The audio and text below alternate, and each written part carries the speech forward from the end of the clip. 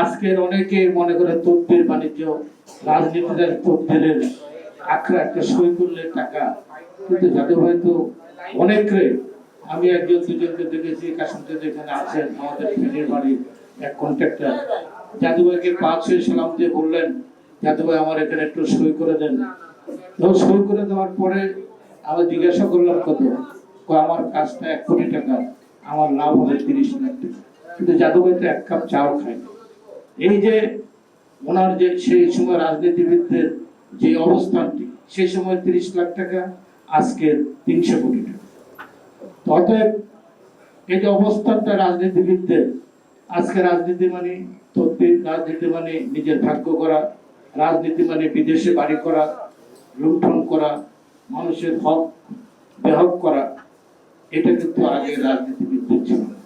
ওনারা এসেছেন অনেক বিশাল পরিবার থেকে, এই পরিবারকে দিকে না থাকে সমস্ত কিছু জনগণের জন্য ব্যয় করে দেশের জাতির জন্য তারা উৎসর্গ করেছেন, নিজেরা জেল কেটেছেন, জুলুম সহ্য করেছেন, মানুষের মুক্তির জন্য কাজ করেছেন।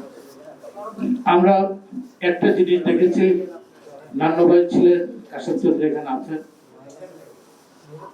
জেনারেল জিয়াউল হক এর ফাঁসির অর্ডার দিলেন জুলফিকার আলী ভুট্টো।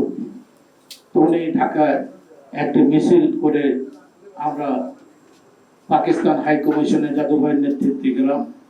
উনি স্লোগান দিলেন একটি গণতান্ত্রিক সরকারের প্রধানমন্ত্রীর একটি সামরিক শাসক কিভাবে তার ফাঁসি দিতে পারে। এই কথাটি আমার এখনো খুব কানে বাজে। ভুট্টোর সপক্ষে উনি পাকিস্তান হাই কমিশনে স্মারকলিপি দিয়েছেন। এই অনেকগুলো ঘটনা আছে, তার কারণ অনেক সময় নেই। আমি মাহবুবুল্লাহ ভাইয়ের বক্তব্য শুনবো, মঈন খান সাহেবের বক্তব্য শুনবো। বিশেষ করে আমি অনুরোধ করব আমাদেরকে যারা, যিনি এখানে বছরে 1-2 বার একত্রিত করেন, ওনার সেই সুনামধন্য কন্যা, দেশে বিদেশে যার অত্যন্ত সুনাম, একজন সাংবাদিক নয়, একজন গবেষক, বিশিষ্ট মানে তার জ্ঞানের পরিধি অত্যন্ত অপরিসীম।